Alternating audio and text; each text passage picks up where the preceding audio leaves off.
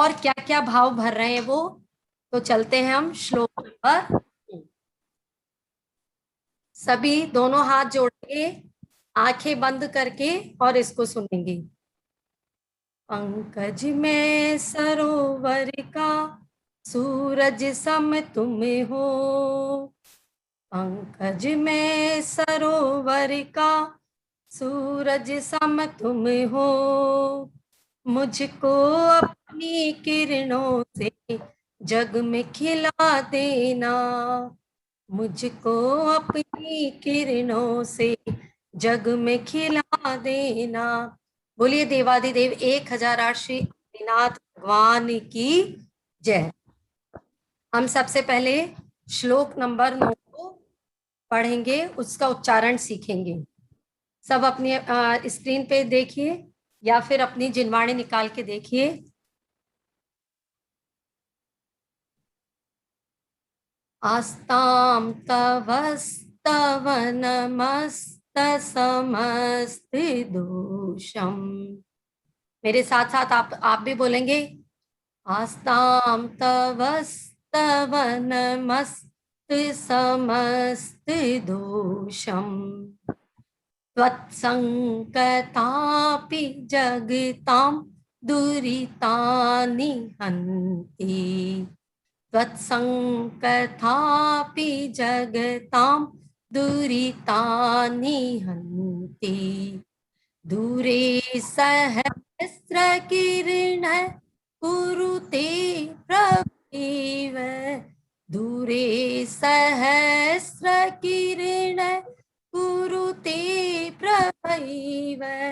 पद्माकरेषु जल विकास भांजी।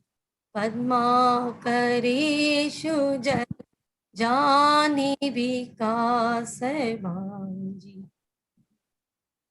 मानतुंग स्वामी अब पूरी तरह से और ज्यादा भक्ति में उतर गए।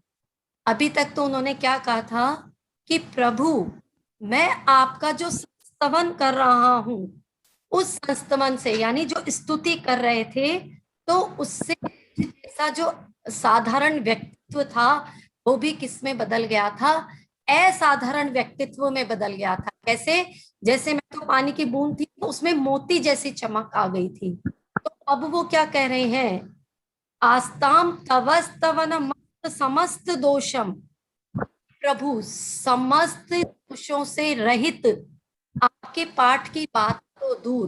पहले जो संस्तवन वर्ड यूज किया था ना उन्होंने, तो संस्तवन वर्ड क्या था कि आपकी समीचीन रूप से अर्चना करना, आराधना करना, आपका पाठ करना, ठीक है। लेकिन अब क्या कह रहे हैं? ऐसा संस्तवन करना तो बहुत दूर प्रभु, मैं सिर्फ आपका अगर नाम भी ले लूं ना, अगर आपके नाम का स्मरण भी कर लूं, तो भी मुझे पता है क्या होगा। आपका नाम मात्र लेने से जो मेरे सारे दोष है, सारे पाप है, वो कट जाएंगे। मैं सारे से मुक्ति पा जाऊंगा। ठीक है। अब इसके देखिए दोनों लाइन के वर्ड मीनिंग्स हम देखते हैं। तव मीन्स तुम्हारा, आपका। अस्त समस्त दोषम यानी समस्त दोषों से रहित या निर्दोष भी जिसको कह सकते हैं। मतलब जैसे दोष आ जाते हैं ना किसी किसी छंद की अशुद्धि, कोई अलंकार की, कोई उपमा की, कोई मात्रा की, कोई वर्ड्स की, कैसी भी गलती आ गई अगर हमारे, तो कोई बात नहीं प्रभु, समस्त दोषों से रहित स्तवन की बात तो दूर। दूरे मीन्स दूर। और आस्ताम, आस्ताम मीन्स रहे। त्वत्संकथापि लेकिन आपकी नाम, मतलब सिर्फ आपका नाम मात्र लेने से, जगताम जगत यानी प्राणियों के, दुरितानी, दुरितानी मतलब दूर होते हैं, हंति नष्ट होते हैं, दुरितानी मतलब पाप, और हंति मतलब नष्ट होते हैं। सहस्र किरण किसको कहा है? सूर्य को, सूरज।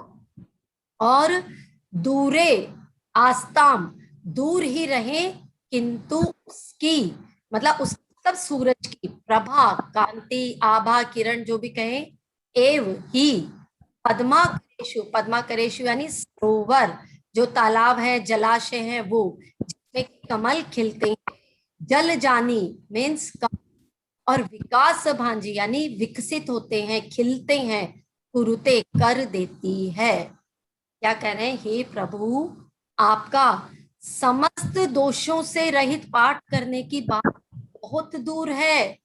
हम सिर्फ अगर आपका नाम भी ले लेते हैं तो आपके नाम मात्र के स्मरण से भी क्या होते हैं, हमारे जो पाप हैं वो पाप नष्ट हो जाते हैं। तो आप सोचेंगे कि नाम लेने से कैसे हमारे पाप खत्म हो जाते हैं, है ना? कि अगर हमने नाम लिए और हमने अगर पाप की तो वो कैसे खत्म हो जाएंगे? तो हाँ, मैं बताती हूँ आपको कैसे खत्म होंगे। 3 तरीके हैं पाप खत्म होने के। पहला देखिए, जब हमने प्रभु को स्मरण किया या हम जब प्रभु का नाम ले रहे हैं, तो बताओ हम संसार का कोई भी काम कर रहे हैं क्या उस समय? सारे तरह के हम मतलब आराम साराम सब चीजों से दूर हैं। किसी तरह का कोई पाप नहीं, किसी की कोई बुराई नहीं, किसी की कोई चुगली, संसार का कोई काम नहीं कर रहे हैं। सिर्फ हम क्या कर रहे हैं? प्रभु का नाम ले रहे हैं। तो सबसे पहले तो हमने क्या किया वहां पर? अपने आप को पाप करने से बचा लिया। तो ये सबसे पहले तो हमने पापों को करने से बचा लिया हमने, पहला। तो हम पाप से बचे कि नहीं? जो चीज पाप हमारे आने वाले थे उसको हमने सिर्फ प्रभु के नाम के स्मरण से ही दूर किया ना। तो पहला कि प्रभु का नाम स्मरण करने से हमारा क्या है? पापों से बचते हैं। दूसरी बात देखिए, जब हम प्रभु के नाम का स्मरण करते हैं या प्रभु को याद करते हैं तो क्या होता है? हमारे भावों की विशुद्धि बढ़ती है। हमारे मन में इतने अच्छे अच्छे भाव आते हैं। कैसे भाव आते हैं? कि प्रभु आप कितने दयावान हो, करुणावान हो। और हम क्या बोलते हैं? वंदे तद्गुण लब्धे, हमें भी आपके जैसे गुणों की प्राप्ति हो। हमारे में भी भगवान के जैसे गुण आएंगे या नहीं आएंगे?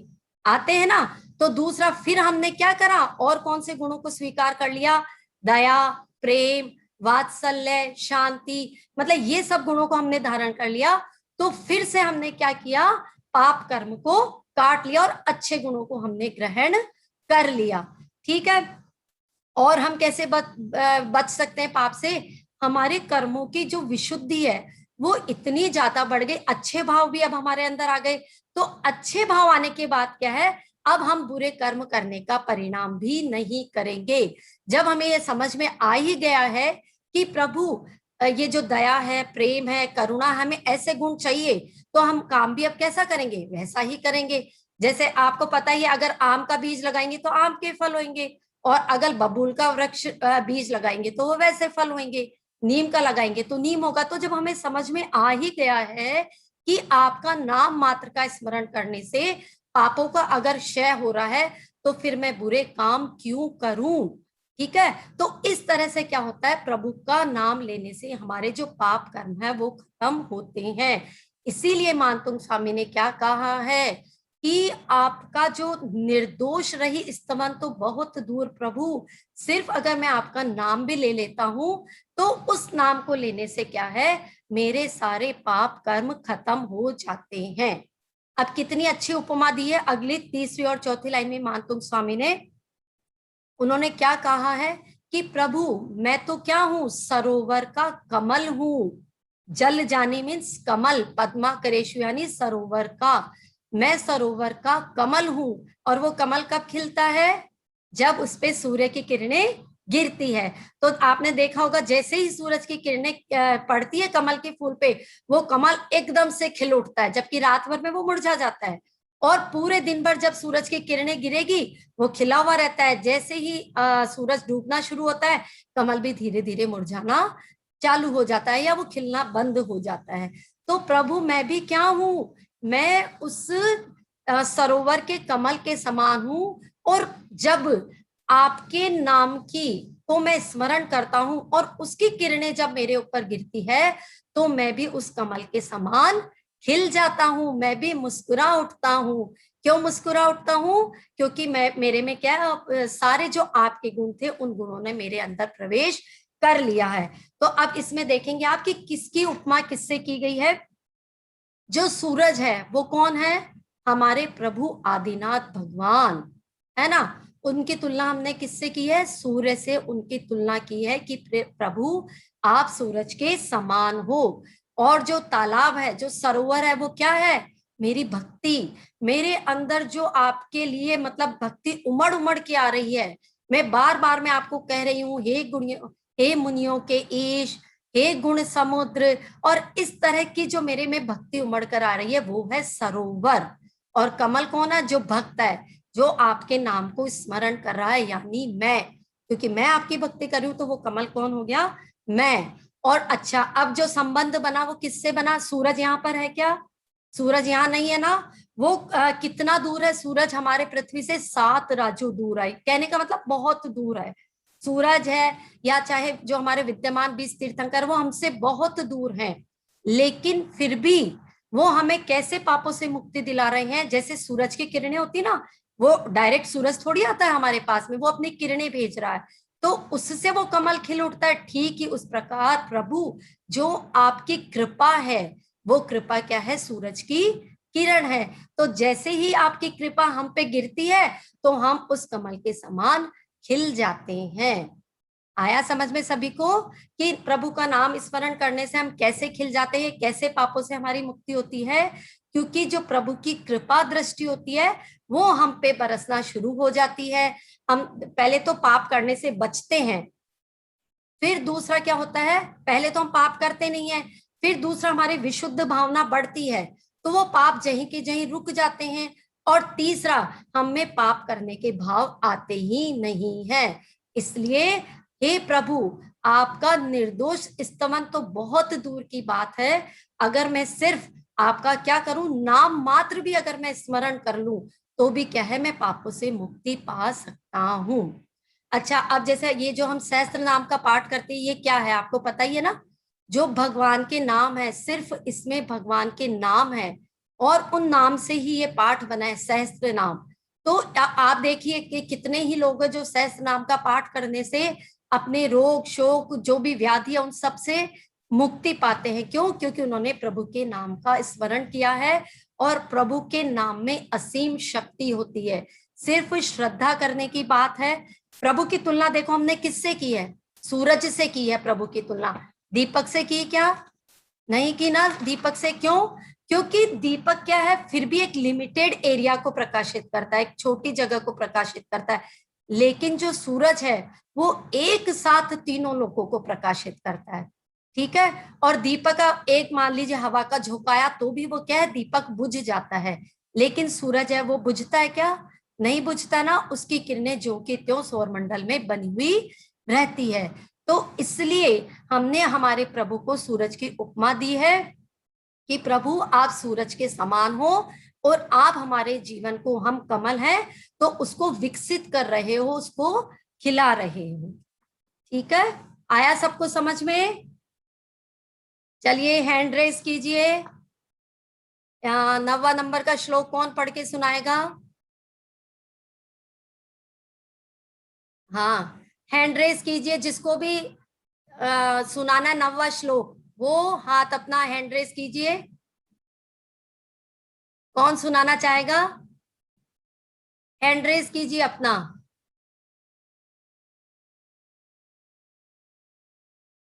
सरोज केकड़ी से सरोज जी जैन, सोनी, अपना माइक अनम्यूट कीजिए। हाँ जी, अपना माइक अनम्यूट कीजिए। हाँ जी, सुनाइए श्लोक नंबर 9। आस्तां तव स्तवनमस्ति समस्तिदोषं त्वत्सङ्कथापि जगतां दुरितानि हन्ति दूरे सहर्षकिरणः कुरुते प्रभेव पद्माकरे सुजलिजानि विकासे भांजी। वेरी गुड, बहुत अच्छा। देखिए आपने एक तो प्रभेव बोला था, प्रभेव नहीं है, प्रभैव है। दो मात्रा है ना, प्रभैव हाँ, है ना। और एक त्वत, जो सेकंड वाला तय है उसके नीचे हलंत है, तो त्वत। बोलिए एक बार, त्वत। त्वत, वापस बोलो एक बार, त्वत। तत् हाँ त्वत। आधा त पीछे, हाँ त्वत, ठीक है। तो इस त्वत संकथापि, ठीक है। बाकी आपका ठीक था, सारा अच्छा बोला आपने, बहुत सुंदर। अब इसका अर्थ कौन सुनाएगा? जैसे आता है अपने को, जितना हम बता पाते, कोई डरने की बात नहीं है। अपना आप लोग जो अपना कैमरा ऑन कर सकते हैं वो कर लीजिए, ताकि मैं भी आपको, कोई बात नहीं है, डरने की कोई बात नहीं। जो हैंड रेस करेगा मैं उसी से सुनूंगी। आप कौन इस श्लोक नंबर 9 का हैंड रेस कर लीजिए ना, अपना अपना कैमरा ऑन कीजिए।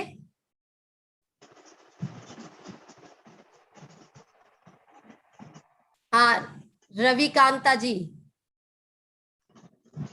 कोई बात नहीं, ठीक है, कोई बात नहीं। और कौन सुनाएगा?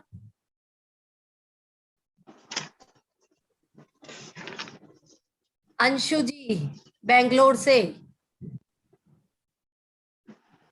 अंशु जी, हाँ माइक अनम्यूट कीजिए अपना, माइक अनम्यूट कीजिए। हाँ बताइए अर्थ क्या है इसका, श्लोक नंबर 9 का। इसमें ये मैं बहुत ढंग से तो नहीं बता सकती, कोई बात नहीं, पर कोई इसमें ये बताया गया है कि भगवान का केवल नाम लेने से, उनका स्मरण करने से ही हमने जो भी पाप किए हैं, हाँ या हमसे जो भी गलती हो जाती है वो सारे दूर हो जाते हैं। हाँ बिल्कुल तो सही। जो सूरज है हाँ उसको भगवान के समान बताया गया है, हाँ और जो तालाब समुंदर है वो हमारी भक्ति है, जो हम हाँ भगवान के लिए कर रहे हैं, हमारी भक्ति। हाँ और कमल है वो हम है, हाँ जी बिल्कुल वो सही। हम है। तो जैसे ही सूरज की किरणें कमल पे गिरती है तो कमल खिल उठता है, हाँ उसी प्रकार भगवान का स्मरण करने से, उनकी भक्ति करने से हम खिल उठते हैं। बिल्कुल सही। तो इतना तो सही बताया, फिर आप बोल रहे थे कि मैं सही नहीं बता पाऊंगी, इससे अच्छा और क्या बताएंगे बताइए। इतना अच्छा बताया, पूरा एक एक चीज बता दी। ये मतलब कि प्रभु का नाम स्मरण लेने से क्या होता है, जो हमारे पाप है वो खत्म हो जाते हैं।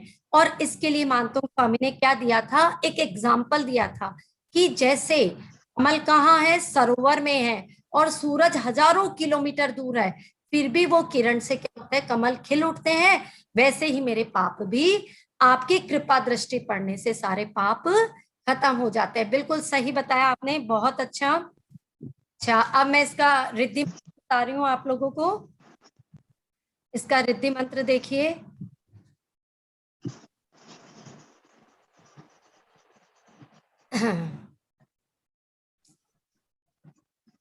ओम ह्रीं श्रीं क्रोम श्रीं हम है नमः स्वाहा। ओम नमो भगवते जय यक्षाय ह्रीं रम नमः स्वाहा। और जो रिद्धि है, ओम ह्रीं अरम नमो अरिहंताणम नमो संभिन्न सुदारणम ज्रों ज्रों नमः स्वाहा। राम ह्रीं रूम र फट स्वाहा। ओम रिद्धहे नमः है।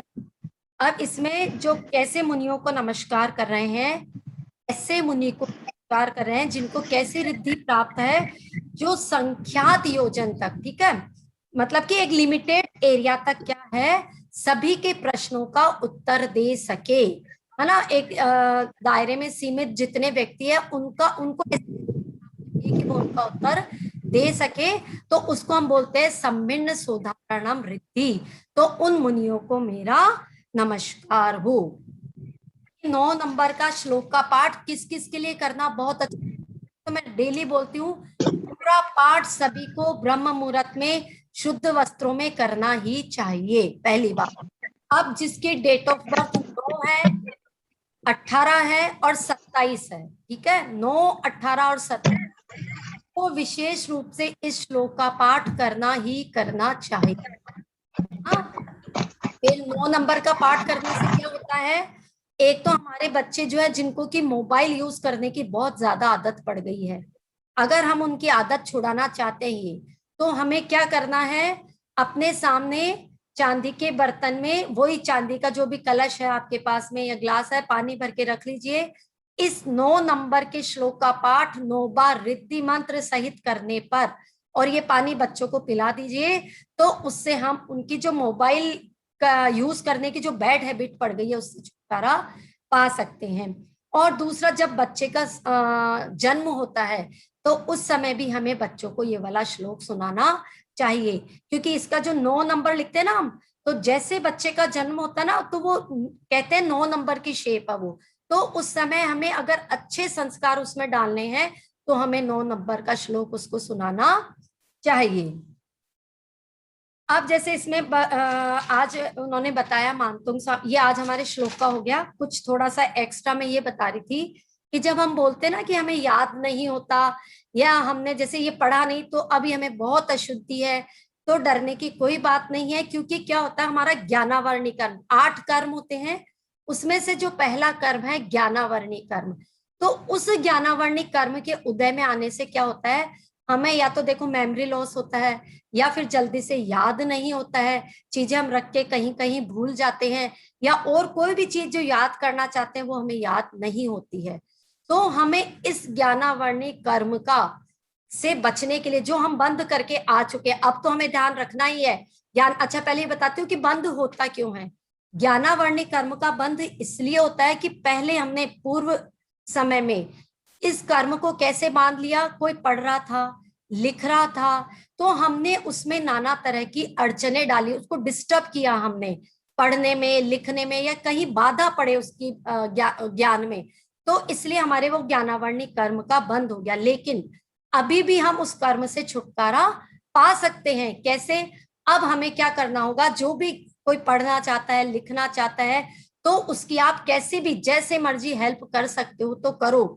जरूरी नहीं है, मैं ये नहीं कहती बहुत बड़ी बड़ी चीजें आपको देनी है, एक पेंसिल पेन किताब से लेकर के आप बड़ी से बड़ी चीज अगर किसी भी पढ़ने वाले स्टूडेंट को जरूरत है तो आप उसको दे करके और अपने ज्ञानावर्णी कर्म को क्षय कर सकते हो, उससे बच सकते हो, तो उससे आपकी बुद्धि क्या है, या तो वापस। चावल दे दो थोड़ा सा, इस सब्जी के साथ चावल अच्छा लगा है बहुत। तो थोड़ा सा लो ना एक ऐसा। तो उसकी क्या, माइक अपना अनम्यूट कर लीजिए प्लीज, माइक म्यूट कर लीजिए प्लीज। तो उससे क्या है, हम अपने ज्ञानावर्णी कर्म का जो बंध हमने कर लिया उससे हम निजात पा सकते हैं, मतलब उससे छुटकारा पा सकते हैं। और अब हमें क्या करना है, चलो अब हम क्या कर सकते हैं। पहली बात तो ये हो गई कि आप किसी को भी, जैसे मैं ये तो नहीं कहूंगी अब आज आपके पास में साधन नहीं है या आज आप दान नहीं कर सकते, तो आप जितनी मनी चाहो, जितनी भी, चाहे 100 रुपए, 10 रुपए, 25 रुपए, जितना भी हो, अपने उनको एक तरफ रख लीजिए और सोचो कि अगर जिसको भी ज्ञान की इन रुपयों की जरूरत पड़ेगी तो मैं उनको ये है दूंगी ही दूंगी। और ऐसा नियम आप धीरे धीरे बनाते चलो तो उससे आपके ज्ञानावर्णी कर्म का क्षय होगा। और दूसरा हम क्या कर सकते हैं, अभी जैसे हम पढ़ाई कर रहे हैं, भक्तामृत स्तोत्र सीख रहे हैं, सबको अच्छा लग रहा है कि नहीं लग रहा है, पहले हाथ ऊपर करो, किस किस को अच्छा लग रहा है, अपने हैंड, हाँ ऐसे ही हैंड है, वेरी गुड, सबको अच्छा लग रहा है ना। तो अब आप क्या करो, ज्ञानावर्णी कर्म का क्षय कैसे होगा, आप अपने से एक एक व्यक्ति को और जोड़ो कि देखो हम तो अच्छी चीज सीख ही रहे हैं, आप भी आओ और ये अच्छी चीज आप भी सीखो। तो उससे क्या होगा, जो मैं सिखा रही हूं और जो वो सीख रहे हैं उसका 6% जो पुण्य है ना वो सब आपके खाते में जाएगा। मतलब हमने फ्री में क्या कर लिया, जो 6% था ना प्रॉफिट होने वाले हमारे पुण्य वृद्धि में, वो हमने क्या कर लिया, हमारे मतलब डिपॉजिट कर लिया, उसको हमने हमारे खाते में इकट्ठा कर लिया। तो ऐसे हमारे पुण्य की वृद्धि हम कर सकते हैं। तो जो जो जैसे सब मेंबर्स आज कोशिश करना कि एक एक मेंबर को हम और जोड़े, तो उससे क्या होगा, हमारे भी ज्ञानावर्णी कर्म का क्षय होगा और उनका भी होगा, तो हमारे को डबल प्रॉफिट हो गया। ठीक है, एक के साथ एक फ्री, ये स्कीम है आज अपनी। ठीक है, आया ना सबको समझ में आया। तो अब कोई, पहली बात तो आज जो कहते हैं कि मुझे याद नहीं होता, मुझे पढ़ना नहीं आता, ये श्लोक उनके लिए है, श्लोक नंबर 9 उन्हीं के लिए है कि प्रभु आपका दोष रहित स्तवन तो दूर, आपका नाम मात्र लेने से भी मैं पापों से दूर हो जाता हूं। तो गलतियों से नहीं डरना है, हमने क्या बोला कैसे बोला डोंट वरी, सिर्फ अपने को क्या करना है, भगवान का नाम, बस भक्ति लाओ अपने अंदर कि बस प्रभु मैं आपकी भक्ति में पूरी तरह से डूब गई हूँ। बस सिर्फ अपने को क्या रखना, मैं हूं और प्रभु है, बीच में कोई गलती नहीं, कोई दोष नहीं, कोई कुछ नहीं। तो फिर हमारे पाप अपने आप कटना शुरू हो जाएगा और हमें अपने आप पढ़ना भी आ जाएगा। ठीक है, सबको आया समझ में अच्छे से? हाँ, अब कोई कुछ पूछना चाहता है तो अपने आप लोग जिसको जो पूछना है तो आप अपना माइक अनम्यूट कर लीजिए, कुछ भी जो इससे संबंधित कुछ पूछना है तो हैंड रेज कर लीजिए। जय जैनंद भाभी। जय जिनेन। भाभी हमें 9 नंबर का श्लोक पढ़ के सुनाना है। हाँ जी, सुनाइए, जरूर सुनाइए। आप प्लीज स्क्रीन पे शेयर कर देंगे। हाँ बिल्कुल कर देंगे जी, करो। हाँ जी।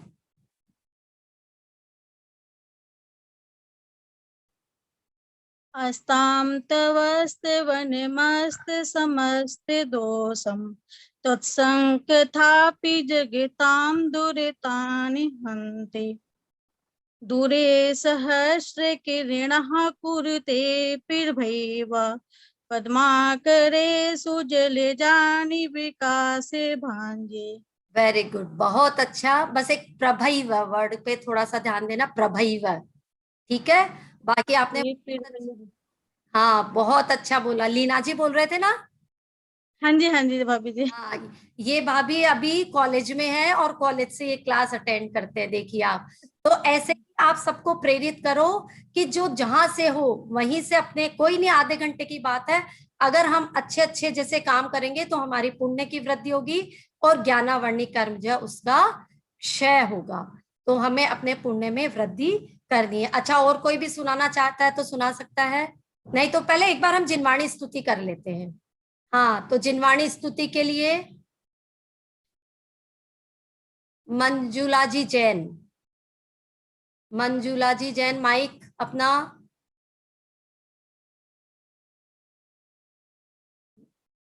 मंजुला जी जैन,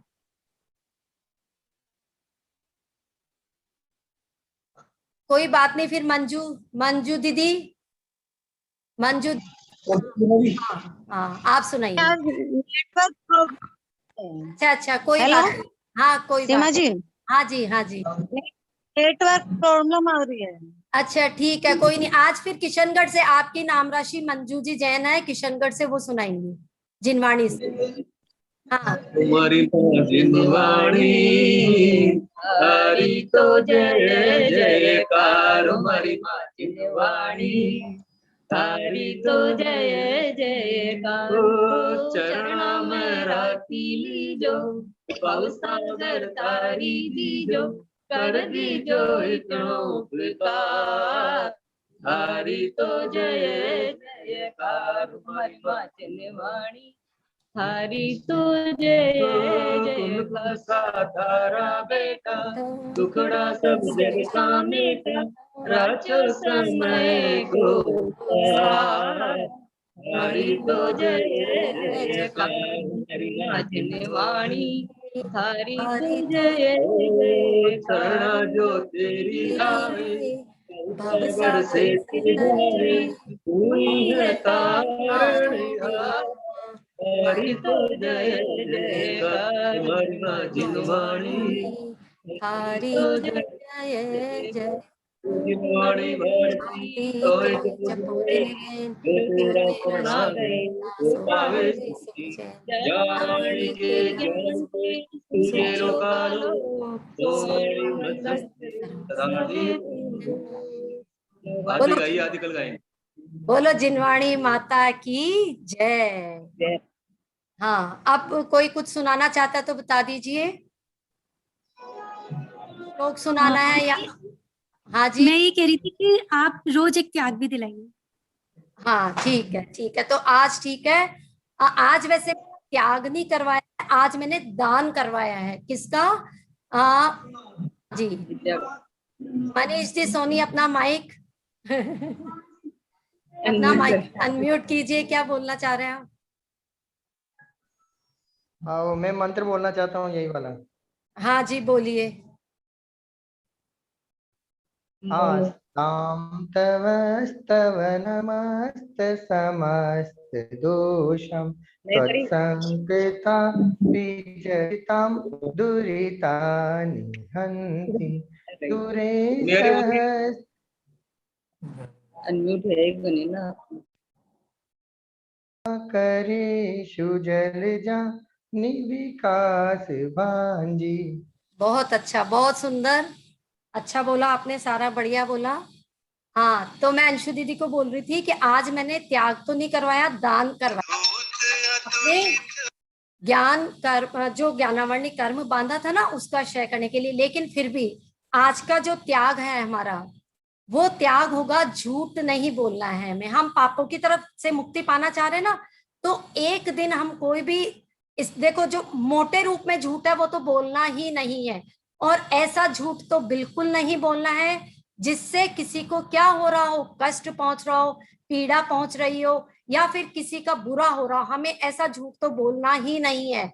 और कोशिश करेंगे कि छोटे छोटे झूठ से भी हम बचें, वो भी हमें नहीं बोलना है। तो हम चलो, जो स्थूल झूठ होता है ना, मोटे रूप में झूठ, वो तो किसी की बुराई, कहते हैं ना सत्यम ब्रूयात प्रियम ब्रूयात, न ब्रूयात सत्यम प्रियम। हमें सत्य भी बोलना है, प्रिय भी बोलना है, लेकिन ऐसा सत्य प्रिय नहीं बोलना है जो कि कड़वा हो। तो ऐसा सच तो नहीं बोलना है, लेकिन किसी का बुरा हो ऐसा सत्य भी नहीं बोलना है। ठीक है, आया सबको समझ में? ठीक है, फिर आज की क्लास ओवर करें या